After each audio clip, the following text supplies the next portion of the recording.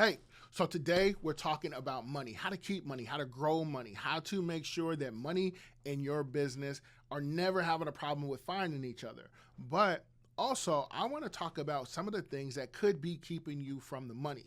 If this is your first time seeing me, my name is Marcus Crockett. This is Clean Things Solutions, where we take all of the guesswork out of how to start and grow a commercial cleaning business. If you're already subscribed to the channel, then you already know what it is. Hit the like button, make sure you click on the notification bell, scroll down, click all so you see all the content that's coming out. Now, for the people that are new, yes, I've been in business since 2015. Most of my money has come from the commercial cleaning business. I own a commercial cleaning business since 2015. We've had our ups, we've had our downs. But in this video, I'm not talking about the cleaning business. I want to talk about money. And the things that I've learned since I've been in business, it doesn't matter even what type of business you're in. You can be you can have a contractor's business, you can have a plumbing business, you can have a landscaping business, a cleaning business. There's so many different parallels that I've picked up just in business in general that applies across the board. Today we're talking about money. Money definitely applies across the board. So keep that in mind, because I'm not here to sell you something, but I do want to tell you something. Now I will say this, like I've done so many different consultations, so many coaching calls. I've had coaching calls, I've done coaching calls, I've gotten them from other people, so on and so forth, right? The biggest thing, one of the biggest things that people have in business, and again, it doesn't matter what industry you're in, people have a problem getting clients. Now when they say they're having a problem getting clients, what they're really saying is, I need more money. How do I get more money? Now, let me tell you something. This is something that I learned a long time ago. This was actually told to me by a financial expert years ago. They said the relationship with the money that we have as an adult, or how we view money as an adult, has a direct reflection or is in direct correlation with the way money was talked about in our childhood, in our houses, and where we grew up. Now, I'm going to tell you this straight up. I'm going to use myself as a case study. There was so many different insecurities that I had when it came to money, right? Now, when I was growing up, when I was a kid, I come from a two-parent household. My parents, they, bought a house. We lived in a decent neighborhood. They had good jobs, but they weren't the best with money. So money was always like a topic of conversation, right? Now, as I got older, I started to realize some of those same patterns that were starting to develop. Now, when I got out of college, once I realized like NFLs, that's not happening. When I got my first job, I learned so much, right? So many life lessons, mainly around money. The first two things that I learned, the two biggest things are this. People that don't make a lot of money and have bad credit tend to they're not as careful when they make decisions financially. But people who have high credit and high income, they're a lot more careful with the decisions they make financially. Those are the two biggest things. They stood out almost right away. Now I'm trying to figure out, where do I fit in this equation right now? Well, I fit in the end that was bad credit and didn't make the best decision financially.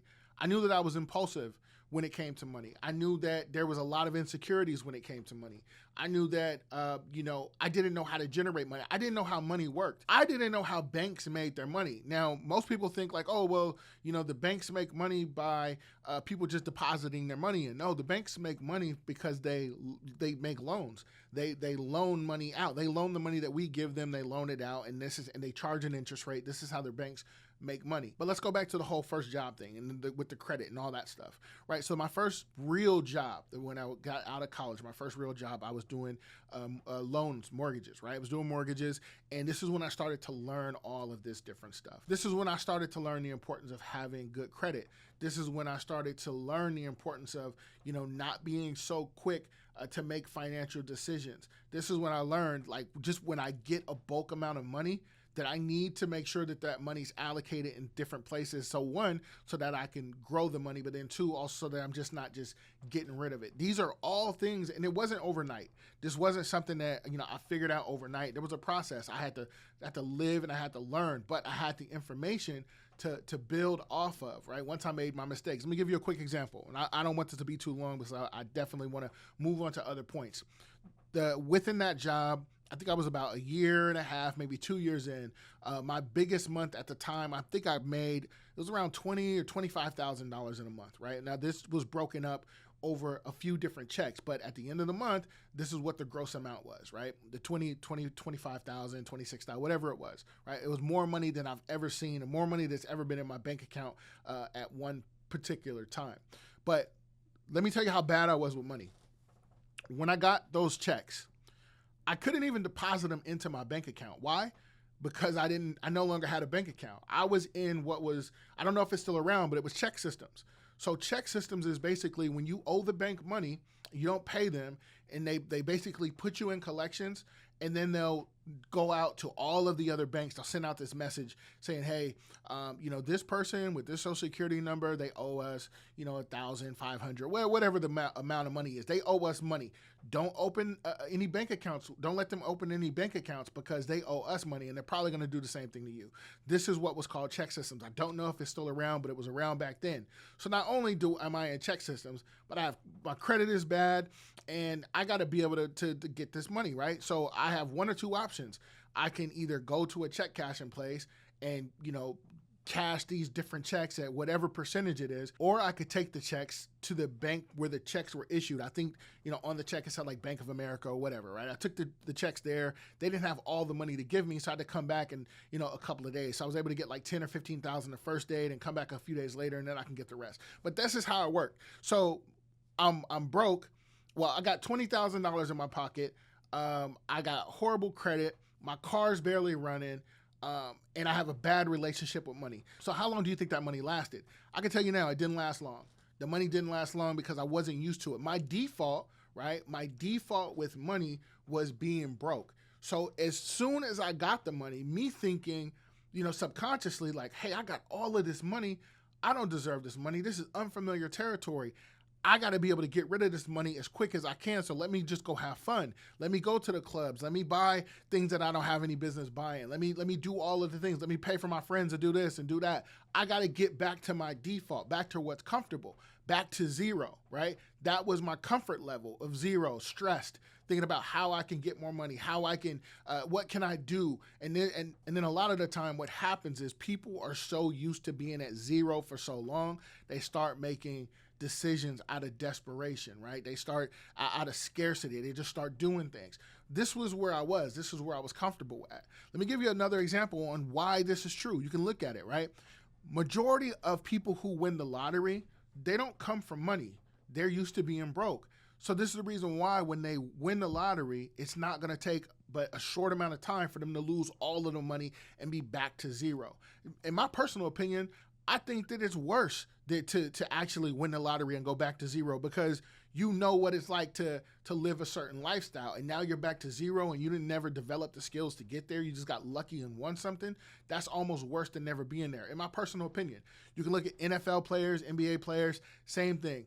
5-6 years after they graduate, their default is being broke. This is what they come from because of the relationship that they had with money as kids. They never really put the work in mentally to be able to change that.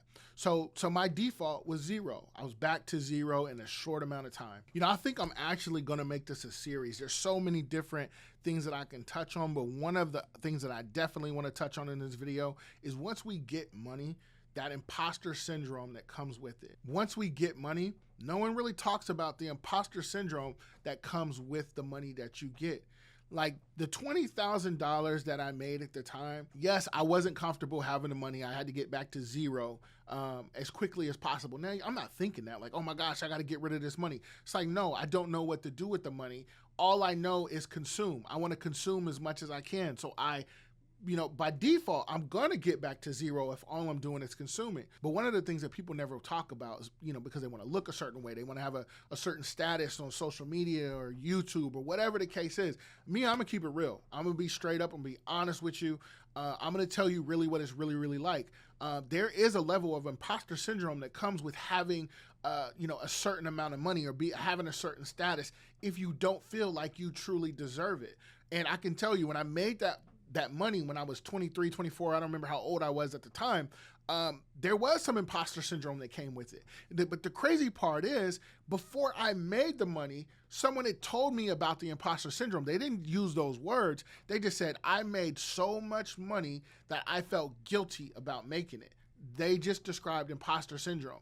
And I remember being broke, my pockets touching, not knowing, like, I'm not gonna say I didn't know where I was gonna eat. I didn't know my next meal. I knew that I could go to Jack in the Box and I can get me, one of those, what was it, a jumbo jack or whatever for $1 at the time. I knew I can go do that, and that's pretty much what it was until I figured things out. I was gonna eat oatmeal until I was able to get it. So I'm not gonna say that I was just down completely bad. I know that there's a lot of people who are currently going through that or have gone through that, or maybe the financial decisions that they're making right now is going to lead them back down to that. But the point is that I remember not having the things that I wanted to have, not being where I wanted to be, and thinking to myself, dang, they just said they made more money than they know what to do with, and they feel guilty about having it. I can't wait until I have that problem. And it wasn't but maybe 3 to 6 months later of me thinking that to myself where I had the problem. Now, I didn't recognize it at the time because it's like, oh, I got all this money. I got to get back to zero. I got to get back to what's comfortable. But in the meantime, we're just going to buy and have experiences. And that money went. That's why I say money that comes fast don't last. If you don't know what to do with it, being that I've experienced the imposter syndrome, I'm not going to tell you that it goes away. This is something that you continuously have to work on. Everyone experiences imposter syndrome. Whether or not they're going to admit it or not is a completely different story. But everyone experiences it. Everyone will get on a stage, and when I say a stage, it doesn't matter whether it's it's a high-paying job, or if it's YouTube, or if it's Facebook, or people who have this following, or whatever it is. Everyone's going to experience, imposter syndrome. Some of the people that, we look up to or look at or say, hey, or inspired by, some of those people are experiencing imposter syndrome now. Just because we look at them in a certain way doesn't mean that, they look at themselves the same way. Now, if you have a business, right? If you're currently in business, let me give you a quick example of how you may have a certain level of imposter syndrome. And I'm no different. I've done this. So let me just speak to me, right? And if you relate, if this makes sense, hit the like button, share the video, leave a comment, let me know what you think. If you have a business, a service-related business, let's talk about the cleaning business. I said I'm going to use myself as an example. There's been times, especially in the beginning, when I'm trying to get business, right? I'm trying to get business. And let's say I'm a year, 2-3 years in, I know what I'm doing. I know, the customer service piece is really big. I know that we offer great services. I know all of the things. Even armed with like all of that information, I would still go in, meet with prospects during my walkthrough. And once I figure out kind of like what their budget is, and I'll do that just by asking, hey, we want to be competitive. Do you mind sharing what your current budget is with the company? Say, for example, they tell me it's $500. $500 a month is what they're paying out to the current company. I can do the math really quick and see if it's going to be profitable for us based on the size of the building, the scope of work involved, the amount of days that we're going to be doing the account, so on and so forth. But once I get back, I would send out the proposal and not even be at 500. I might come in at 475 or 450. Guys, I'm telling you, if you're doing that in your business, doesn't matter whether it's your cleaning business, doesn't matter whether it's a roofing business or electrical business, doesn't matter. If you're doing that, that is in the same vein of imposter syndrome. You don't feel like you're good enough to charge at least what they're already paying. You want to charge less money than what they're already used to sending out in hopes that they're just going to sign with you. That is in the same vein of imposter syndrome. We no longer do that. And I'm using myself as an example because I'm letting you know that if you are doing it, there's definitely light on the other side. We charge more. We charge more than what they're actually paying at the moment.